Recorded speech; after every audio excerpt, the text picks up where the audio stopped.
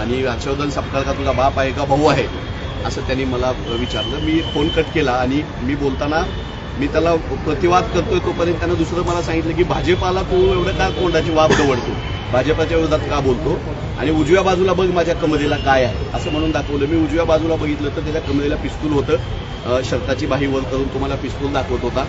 ते पिस्तूल पाहिल्या मी असल्या खेळण्याला आम्ही भीक घालत नाही, आम्ही घाबरत नाही असं म्हणल्यानंतर त्यानं माझ्या उजव्या गालावर चापटा वगैरे मारायला सुरुवात केली। मी बेसावत होतो, फोन माहीत होऊन अर्धा मिनिट झाला होता, मला वाटलं नाही असा हल्ला वगैरे होईल, पण ते 3-4 जण तयारीनं आलेले होते, गुंड लोक होती ती। आधीच माझी वाट बघत बसलेली सीसीटीव्हीमध्ये दिसते। मला बोलावून घेऊन लाथाबुक्क्यांनी त्याच्या 4-5 सहकार्यांनी मारहाण केली आणि पुन्हा पुण्यात जीवन खिंडायचं असेल तर तो बोलायचं नाही भाजपाच्या विरोधात असं म्हणून मला लाथाबुक्क्यांनी मारहाण केली।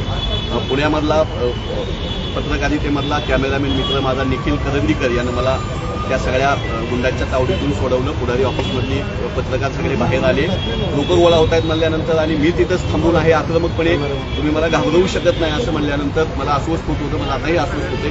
थोड्या वेळात पोलीस आले, आमची काँग्रेसची सगळी नेते मंडळी कार्यकर्ते तिथं आले, जबाब दिलाय मी। भारतीय जनता युवा मोर्चाचे ते सगळे गुंड होते असं कळतंय।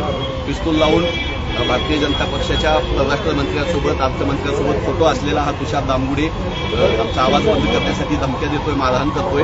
मी मेडिकलला जातोय, माझ्या बरगाडीमध्ये लाथा बसलेल्या आहेत, माझ्या अगोदरच मला एक जखम होती, त्याला नाकाला त्यांनी मारलेलं आहे, मला अस्वस्थ होते। मी विनंती करतो मला दवाखान्यात जाऊन मेडिकल करू द्या, नंतर मी आपल्या सगळ्यांशी